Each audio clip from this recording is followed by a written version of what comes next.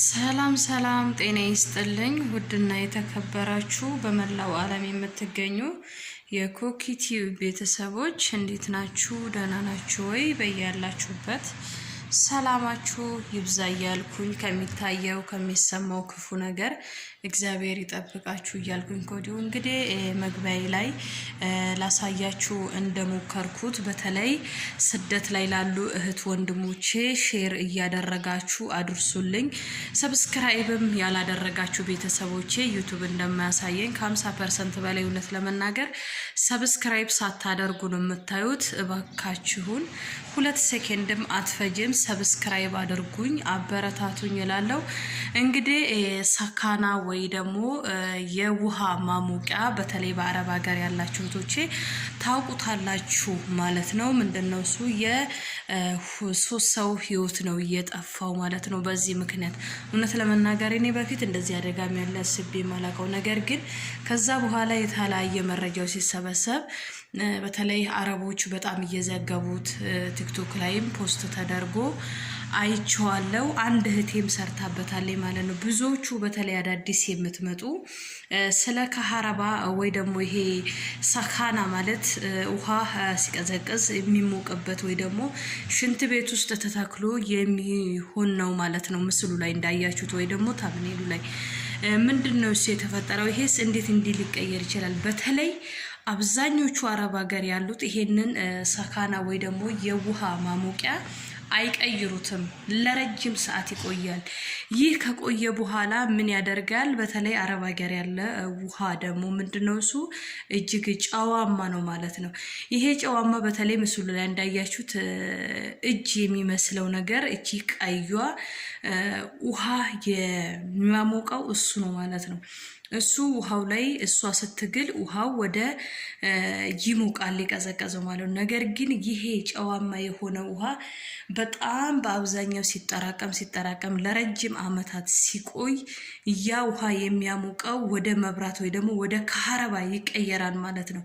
ይህ በዚህ ሰዓት እናንተ ውሃውን ከፍታችሁ እየታጠባችሁ ባላችሁበት ሰዓት ያ እንትኑ አንደኛ ርቀት የለውም፣ አጠገቡ ነው ያላችሁት፣ ወዴትም መሄድ አይቻልም። በዛ ሰዓት እርጥብ ነው፣ ወዲያው ነው ጸጥ የሚያደርገው ማለት ነው። እባካችሁን እህት ወንድሞቼ ተጠንቀቁ። እውነት ለመናገር በጣም ያስፈራኝና በተለይ አሁን ላይ ያለነው አረብ ሀገር ትንሽ ቅዝቃዜ ያለ ስለዚህ በዛ ሰዓት ደግሞ እንጠቀማለን።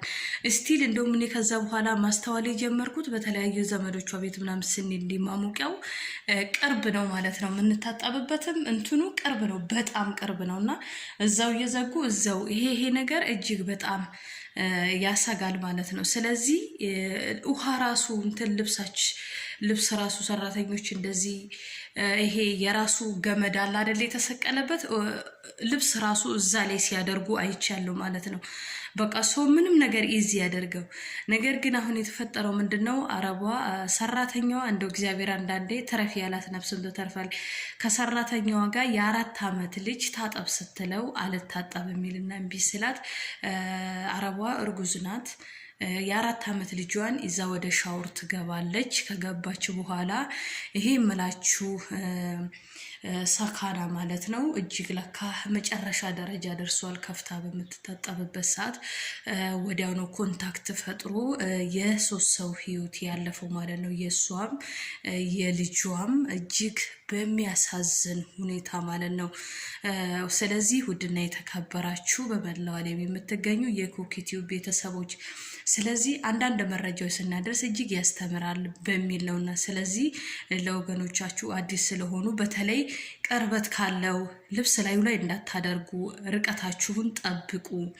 በፍጹም ራሳችሁን ከፈጣሪ በታች እንግዲህ ራሳችሁን ትሪት ማድረግ አለባችሁና እቺ ሴታውን እንግዲህ ተረፍ ያላላትም ባንዴ የ3 ሰው ህይወት አለፈ ማለት ነውና ስለዚህ ምንድነው በጣም በተለይ አረብ ሀገር ይቀርባል። በቃ የተቀራረበ ነው። ያቺ ቀይዋ ነገር ለረጅም ጊዜ ስትቀመጥ በተለይ አረቦች እኔ በተለይ እነዚህ ሀገር ከመጣው ሲቀይሩ አይቻላል።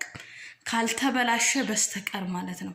ስለዚህ ነገር ግን የረጅም ዓመት ከ5 ዓመት 10 ዓመት በላይ የተቀመጣል። እነኚህ ነገሮች ግን ይሄ ቀዩ ነገር ተፈቶ ያኛው ጨዋማ ነገር የማይቀየር ከሆነ ለሰው አደጋ በጣም አስጊ ነው ማለት ነው ተመልካቾችዬ። ስለዚህ ሰብስክራይብ ሼር እያደረጋችሁ ለእህት ወንድሞቼ አድርሱልኝ፣ አበረታቱኝ በእናታችሁ። እስኪ ሜምበር ሁኑኝ ይላሉ። በዚሁ ስላዳመጣችሁ ስለምትከታተሉኝ ከልብ አመሰግናለሁ።